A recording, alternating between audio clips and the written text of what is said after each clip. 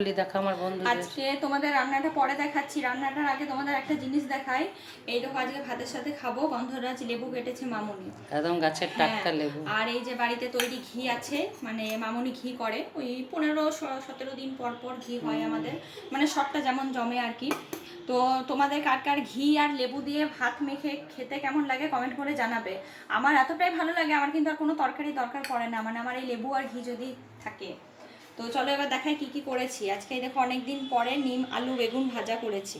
গাছের নিম পাতা তুললাম, টাটকা নিম পাতা। হ্যাঁ, এটা দিয়েও কিন্তু ভাত খেতে ভালো লাগবে, অনেকটা ভাতই খাওয়া যাবে অনেকদিন পর হলো এটা। হ্যাঁ।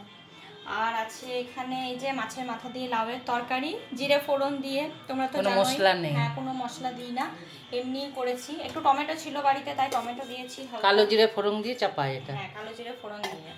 আর এই যে দেখো সয়াবিন আলুর তরকারি হয়েছে। আমরা এখন প্রায়ই করছি সয়াবিন আলুর তরকারিটা, কারণ না খেতে খুব ভালো লাগে আর কি। আর প্রোটিনও তো। হ্যাঁ, সয়াবিনের প্রোটিনও থাকে ওই জন্য। তো সয়াবিন আলু তরকারি হয়েছে। আর এই যে মাছের পাতলা ঝোল হয়েছে। এই যে এই দেখো একদম ঝোলটা পাতলা করেছি। আজকে একটু হালকা সর্ষে দিয়েছি, নয়তো আমরা এমনি মশলা দিয়েই ঝোল করি।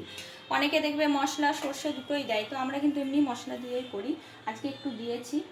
আর এই যে এখানে ভাত তো আছে, দেখো একদম শুকনো শুকনো ভাত, একদম গরম ভাত। হ্যাঁ গরম ভাত। এই তো আজকে আর নামালো। বেশি রান্না করতে পারিনি, কারণ রান্নাটা আজকে অনেক দেরিতে শুরু করেছিলাম, তাই আজকে এই কটাই হয়েছে।